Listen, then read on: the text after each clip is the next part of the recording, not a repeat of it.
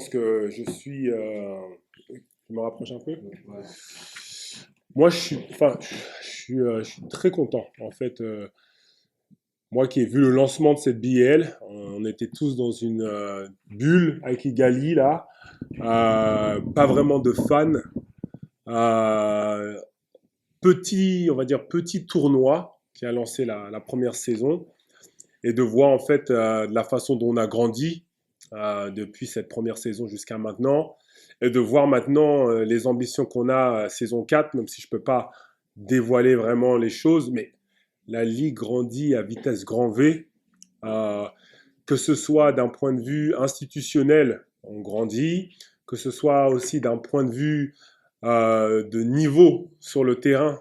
Vous avez bien, vous qui nous avez suivis tout au long des saisons, vous voyez bien que le niveau sur le terrain, ce qu'on appelle on-court euh, product, le produit a énormément évolué et on a un basket de qualité et on a aussi tout cet écosystème en fait autour du terrain qui s'organise, qui grandit j'ai envie de dire à l'échelle nationale, mais non, à l'échelle continentale, où l'économie, le développement de l'économie de l'industrie du sport est en plein boom un peu partout. Moi, je passe énormément de temps au Bénin et on n'a même pas d'équipe en fait dans la BIL encore, mais grâce à la BIL, on s'est lancé dans des projets, construction de salles, tout ça, pour pouvoir à un moment donné se positionner.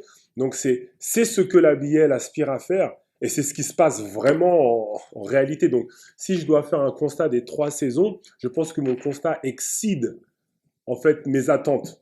Oui, on savait, avant de lancer la BL, on savait qu'on faisait quelque chose d'innovateur, quelque chose qui allait changer un peu l'image du sport sur le continent africain, mais on ne savait pas en fait à quelle vitesse ça allait s'opérer. Et là, en 3 saisons, c'est même pas 3 ans, parce que c'est 3 saisons, de voir qu'est-ce qu'on a pu accomplir, c'est assez exceptionnel et c'est pour ça que ça dépasse même les attentes. Et encore une fois, c'est dommage que là, je ne peux pas encore annoncer tout ce qui arrive. Mais quand vous allez savoir ce qui arrive saison 4, on monte encore d'un cran. Et c'est pas un baby step, quoi. C'est pas un tout petit pas. C'est un gros pas qu'on va faire là. Donc, non, je suis content de l'évolution de la BL sur les 3 dernières saisons. Alors là, est-ce qu'on a combien de temps là pour discuter de ça, de mon rôle? Non, le rôle est assez vaste. En tant qu'ambassadeur, déjà pour expliquer un petit peu la petite histoire. Moi, je suis à la base rentré dans l'actionnariat de la NBA Africa avant que la BAL commence. Euh, à l'issue de la première saison, dans la bulle, on avait un ambassadeur qui était Lou Holding. Et donc à la fin de la saison, à travers différentes conversations, notre président de la BAL, Amadou Galofal, est venu me voir et il m'a dit, écoute, it makes sense, ça a du sens pour toi de devenir un des ambassadeurs, mais non seulement toi, mais aussi Dikembe Mutombo, aussi Joachim Noah, Postman Sabonsou. Donc, euh, quand ces conversations ont commencé, moi j'ai été très flatté, très honoré euh, de faire d'être considéré en tant qu'ambassadeur d'une ligue aussi prestigieuse et qui représente vraiment beaucoup de choses pour nous, intrinsèquement parlant. Et je me suis aussi rendu compte que c'est aussi un moyen de reconnaître un peu tout le travail que moi j'ai pu faire à ma petite échelle chez moi au Bénin. Donc j'ai été flatté et c'est avec vraiment beaucoup d'humilité et de respect que je lui ai dit, ben écoute, peu importe ce que ça veut dire être ambassadeur de la BL, let's go. Donc ça a commencé par ça et très vite on a commencé à délivrer un petit peu un cadre d'ambassadeur. Et ça a commencé par déjà la définition d'un ambassadeur, c'est vraiment de représenter la BIL partout dans le monde, que ce soit ici au Sénégal ou que ce soit au Rwanda, que ce soit en France, aux États-Unis, en Asie, peu importe où je vais, j'y vais toujours en portant ce drapeau de la BIL, en représentant toujours l'Afrique. Et pour moi, mon intention, de toute façon, même avant la BL, j'ai toujours voulu en fait, être une bonne représentation de l'Afrique. Et donc, c'est vrai qu'à travers la BL et à travers mon rôle d'ambassadeur, j'ai cette plateforme et cette opportunité vraiment de pouvoir porter haut et fort le drapeau de l'Afrique. Donc ça, c'est une première mission en tant qu'ambassadeur. Deuxième mission qui est, on va dire, un peu plus palpable, c'est celle de pouvoir être leader de communauté et d'avoir une plateforme pour vraiment parler à la population africaine, parler à la jeunesse africaine et surtout parler à tous ces fans du basket qui, des fois, ont besoin d'un petit leadership. C'est-à-dire que de dire que c'est possible, c'est bien, mais de pouvoir le toucher, c'est autre chose. C'est-à-dire que moi, partout dans le monde où je fais des camps, surtout en Afrique, surtout au Bénin, j'ai envie de dire même, je fais un camp et que les jeunes béninois et béninoises me voient tout de suite, en fait, dans leurs yeux, vous pouvez le voir, moi, c'est toujours des trucs qui me donnent des frissons, mais ça devient possible. Parce qu'ils se disent, mais attends, lui, il est béninois, tout comme moi, il l'a fait, it's possible. Donc, leur perspective, en fait, change instantanément. Donc, de pouvoir, en fait, influencer toutes ces jeunes filles, ces jeunes garçons positivement et de leur donner, pas forcément un espoir, mais de leur donner des choses concrètes. It's doable. C'est faisable. Euh, c'est des choses qu'en tant qu'ambassadeur, BL ambassadeur, on fait, on essaye d'implémenter, on essaye de le faire le plus possible, que ce soit à travers des cliniques, partout où on va, ou que ce soit à travers des panels de conversation. On le fait à travers beaucoup de plateformes que justement la BL offre.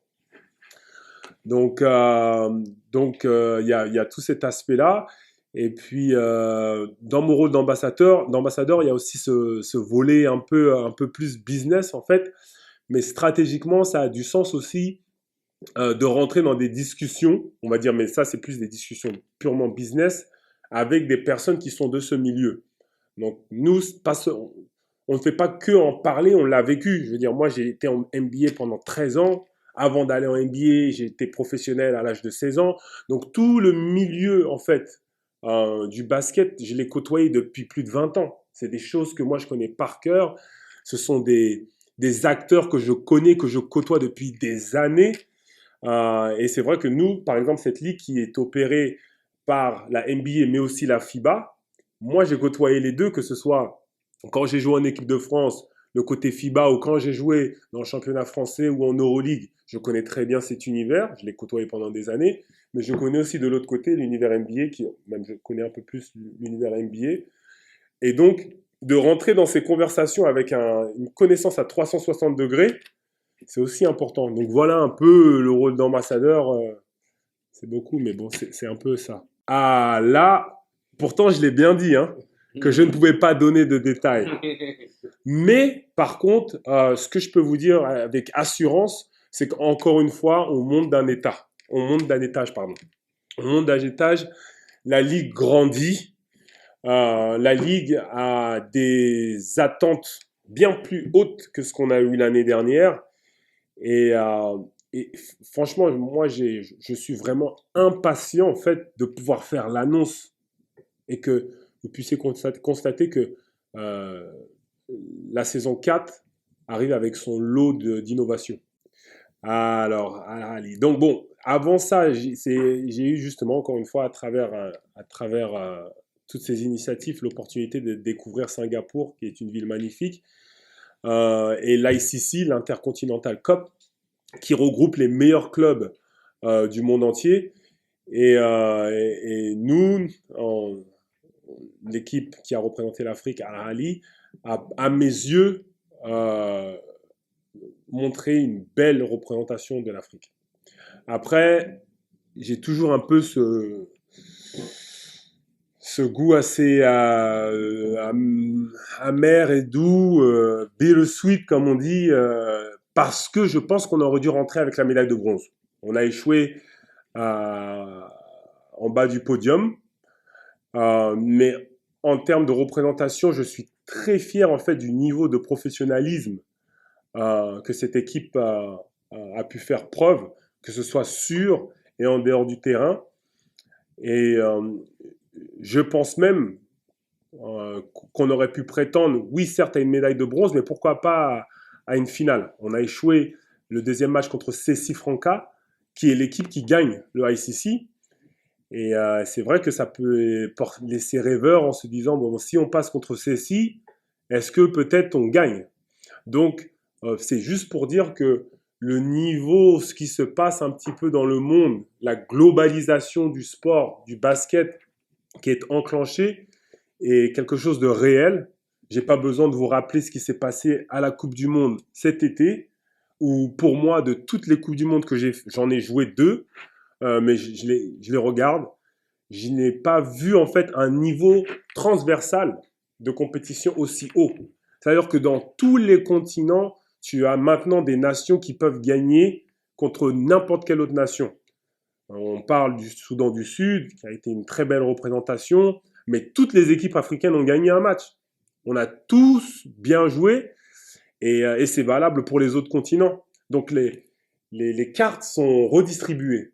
Et dans le sport, dans notre sport à nous, dans le basket, c'est très important ça. Ça montre la progression et j'ai envie de dire où les gens ont souvent le mauvais réflexe de dire que l'Afrique c'est pour demain. Non, c'est déjà maintenant, c'est déjà enclenché. Alors dans mon pays, moi justement, vis-à-vis de l'investissement que j'ai fait tout d'abord dans la NBA Africa, euh, ça m'a maintenant donné la visibilité et la force en fait de pouvoir entreprendre des grands projets et de pouvoir, quand je dis entreprendre, c'est surtout de pouvoir assister euh, dans mon pays. Donc c'est vrai que quand on parle d'assister, c'est donner des solutions, c'est donner des idées, apporter des idées, des moyens d'exécuter que moi maintenant je fais beaucoup au Bénin à travers dans différents secteurs. Comme je vous l'ai dit auparavant, grâce à cette nouvelle économie créée, euh, il y a des envies d'infrastructure. Donc vous ici au Sénégal, vous avez une belle arena, hein, la Dakar Arena. Bah, ça inspire d'autres pays à vouloir le faire. Et c'est vrai que moi maintenant, je suis en possibilité d'accompagner mon gouvernement sur la construction d'une bâtisse pareille et surtout sur son opération. Parce que c'est pas juste le fait d'avoir une infrastructure, c'est surtout pouvoir l'opérer.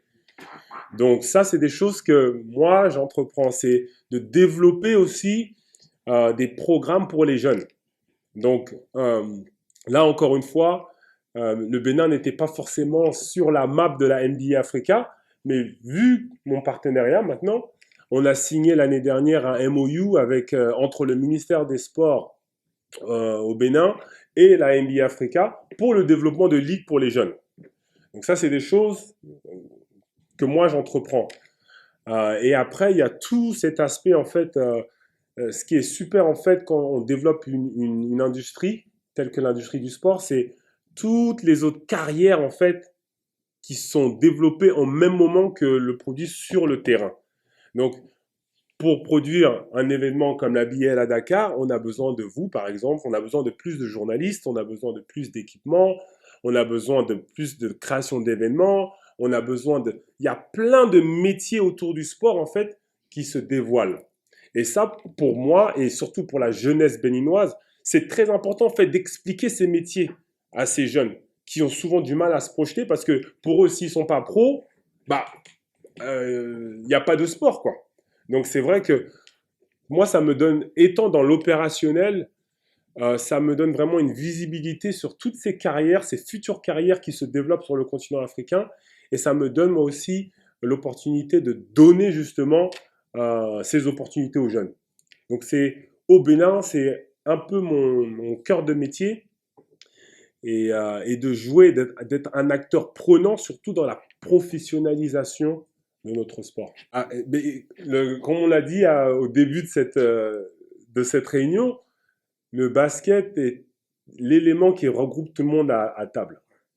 Donc, vous l'avez vu dans la vidéo de présentation, l'événement de la BIL regroupe les gouvernements.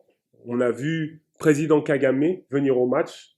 On a surtout le suivi, l'accompagnement du secteur public au Rwanda, mais c'est pas que au Rwanda. Donc, c'est d'avoir toutes ces institutions qui s'assoient à table et qui discutent le développement de cette économie dans leur pays. Et donc ça, c'est des choses, moi, c'est des discussions, mais j'adore ces discussions. J'adore en fait prendre part à toutes ces discussions qui sont très stratégiques en fait. C'est comment faire grandir une économie du sport qui est pour moi essentielle. C'est-à-dire que si, en tant que nation, en tant que pays, euh, on ne donne pas de place au sport, c'est, j'ai envie de dire, c'est s'amputer. Parce que tous les jeunes de chaque pays aiment le sport.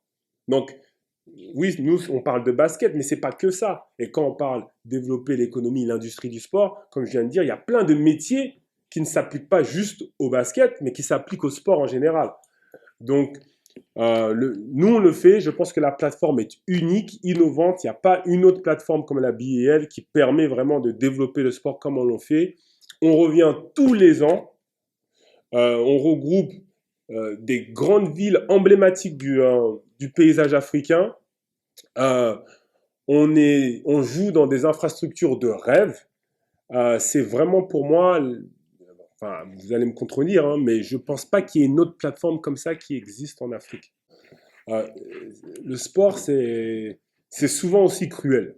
C'est-à-dire que euh, une saison, des fois, peut se jouer sur un shoot pris à la dernière seconde. On prend un shoot au buzzer et on perd toute sa saison. Ou ça se joue sur un joueur qui se blesse, ton meilleur joueur, ton meneur de jeu, boum. Premier entraînement de la saison, il se blesse, saison terminée. Donc le sport, c'est ça, c'est plein d'imprévus, c'est plein de hauts, de bas. Euh, je pense que de dire que ce sont que des clubs nordistes qui gagnent, c'est anticipé. Non, c'est pas ça. L'année dernière, on n'aurait pas vu en fait l'équipe de l'Ice One aller en finale en début de saison. Jamais on aurait mis une pièce sur ça. Pourtant, ils l'ont fait devant Petro, devant une équipe. Même le Stade Malien, pendant un moment, sont devenus même favoris. Donc, c'est ça la beauté du sport. Et je pense que le meilleur sur chaque saison a remporté l'édition. Et ça, moi, tout ce que je constate en fait dans les 3 saisons, c'est que les équipes subsahariennes sont de plus en plus motivées, mettent de plus en plus de moyens. Et donc, pour moi, ce n'est qu'une question de temps avant que une équipe subsaharienne gagne. Mais c'est pas nous les ambitions de cette ligue, c'est pas qu'une équipe subsaharienne gagne. C'est simplement la plateforme où les meilleures équipes africaines jouent et la meilleure équipe africaine doit remporter le championnat, point final. Que ce soit une équipe du Nord, une équipe du Sud, une équipe de l'Est, de l'Ouest. C'est vos débats à vous. Euh, Après, en ce qui concerne les binationaux, ça c'est un problème, c'est pas récent. Ça l'a toujours été. Moi, je me rappelle à l'époque où j'étais entre l'équipe de France des jeunes et l'équipe de France A, j'ai côtoyé beaucoup de joueurs comme Pape Philippe Amagou, comme Amarassi, comme Jean-Michel Mipoka, comme Frédéric Adjon.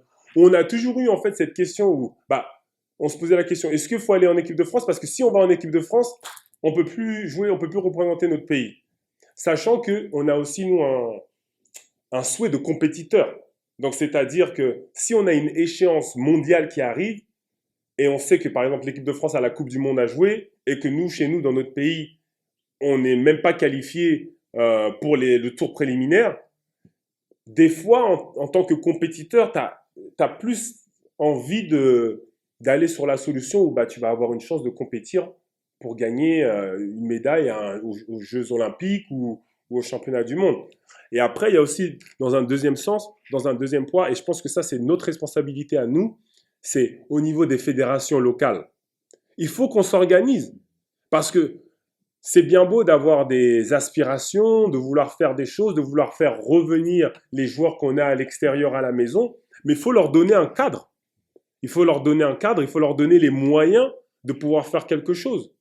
Et ça, c'est notre responsabilité. Je pense que quand le cadre à la maison sera fort et clair, je pense que tous ces petits détails en fait de binationalité, de licence par-ci, ça va se régler parce que les joueurs de eux-mêmes diront non. Moi, c'est ça que je veux faire. Donc, moi, ça, c'est mon point de vue.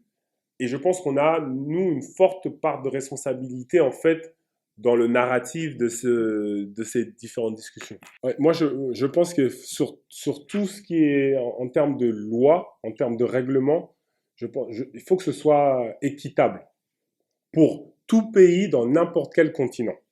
Donc, il ne doit pas y avoir de favoritisme, il ne doit pas y avoir de, OK, eux, en Europe, ils ont le droit à tant de joueurs européens, ou tant de joueurs nationaux, ou tant de joueurs naturalisés, ou tant... Il faut que ce soit en fait équitable partout dans le monde. Donc oui, clairement, pour moi, ça, c'est un problème. De mettre des restrictions pour les clubs africains et de ne pas en mettre pour d'autres clubs, sur des compétitions qui sont régulées par la FIBA. Donc ça, c'est clairement un problème. Ça, c'est des discussions qui, je pense, se font à un niveau au-dessus de moi. Mais, euh, mais c'est un problème que je suis d'accord qu'il doit être souligné. Et moi, clairement, je suis du côté de l'équité. Peu importe, les règles doivent être les mêmes pour toutes les équipes, pour que toutes les équipes aient les mêmes chances de gagner. Alors déjà, l'AS Douanes, ça a été une belle surprise l'année dernière. Moi, ils m'ont donné des sueurs. Hein. Donc c'est une équipe, je pense, qu'est-ce qui leur manque, c'est juste un petit peu de constance. C'est une équipe qui est un peu en courant alternatif. C'est-à-dire qu'ils sont capables de faire des choses magnifiques et ils sont capables de passer complètement à côté de leur match. Donc, moi, je pense que si cette équipe peut faire preuve de plus de consistance dans leur façon de jouer, je pense que ça sera une équipe très difficile à jouer. Parce que déjà, on l'a vu, vous l'avez vu, jouer à domicile, pour eux, c'est une vraie valeur ajoutée. Pour le coup, quand ils jouent ici et que ça chauffe au stade, ça chauffe. Donc, ça, ils l'ont. Ça, c'est du acquis. Par contre, sur le terrain, il y a aussi la réalité du terrain qui est importante et je pense qu'il leur manque juste un petit peu de constance. Ouais. Joc, je pense que c'est le pivot référence de la BAL, je pense. À la main, on peut pas faire ça en fait solo parce que il a gagné déjà 2 trophées sur 3. Après, sur les ailes, les Angolais sont bons, mais on a eu aussi des Américains qui reviennent, c'est très difficile. On a des vétérans comme Morey qui sont performants année après année après année malgré leur âge.